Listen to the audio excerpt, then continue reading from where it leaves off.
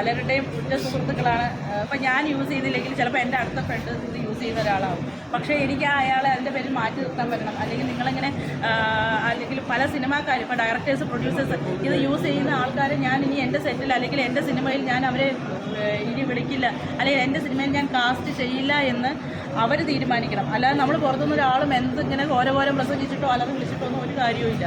കാരണം അവരേത് രീതിയിൽ പ്രതികരിക്കും അല്ലെങ്കിൽ പബ്ലിക്കിൽ എങ്ങനെ ഇതാക്കുമെന്ന് അറിയത്തില്ല. അപ്പം അങ്ങനെയുള്ളവരോട് മാക്സിമം അകലം പാലിക്കുക. ഈ ലഹരി ഉപയോഗം കൊണ്ട് തന്നെ സ്ത്രീജനങ്ങൾ ഇത് കണ്ടതിന് ശേഷം തുറന്ന് പറയാനുള്ളൊരു ശ്രമം നടന്നില്ല. എന്താണ് അതിന് കാരണം? ജിൻസിയുടെ കാര്യം തന്നെ ഇപ്പോൾ എനിക്ക് കേസുമായിട്ട് മുന്നോട്ട് പോകാൻ താല്പര്യമില്ല എന്ന് പുള്ളിക്കാരി പറഞ്ഞു. അതായിരിക്കാം, പേടിയായിരിക്കാം. അല്ലെങ്കിൽ പിന്നെ അവർ ഇതാക്കേണ്ട ആവശ്യമില്ലല്ലോ, അല്ലെങ്കിൽ അവരെ അപായപ്പെടുത്തും എന്നുള്ള പേടിയായിരിക്കാം. അങ്ങനെ എന്തെങ്കിലും ഒരു പേടിയില്ലാതെ എന്തായാലും അവർ പിന്മാറില്ലല്ലോ. അല്ലെങ്കിൽ ഉന്നതരായിട്ടുള്ള ആൾക്കാർ അവരെ സമ്മർദ്ദം ചെലുത്തിയിട്ടുണ്ടാവാം.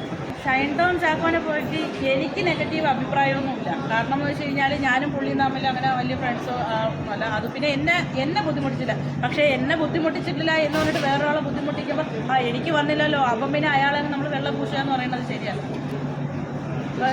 എന്തായാലും അദ്ദേഹത്തിന്റെ ഒരു വ്യക്തിപരമായ ഒരു രീതിയിൽ അദ്ദേഹം വളരെ നല്ല ഒരു വ്യക്തിയാണെന്നാണ് പറയുന്നത്. വ്യക്തിപരമായിട്ടുള്ള രീതിയിൽ എന്നല്ല, എന്നോട് പെരുമാറുന്ന രീതി ആയിരിക്കില്ല വേറൊരാളോട് പെരുമാറുന്നത്. അപ്പോൾ എന്നോട് പെരുമാറുന്ന രീതി അനുസരിച്ചിട്ട് എനിക്ക് അയാളെ ഒരിക്കലും ഒരു ക്ലീൻ ചെയ്തിട്ട് കൊടുക്കാൻ പറ്റില്ല.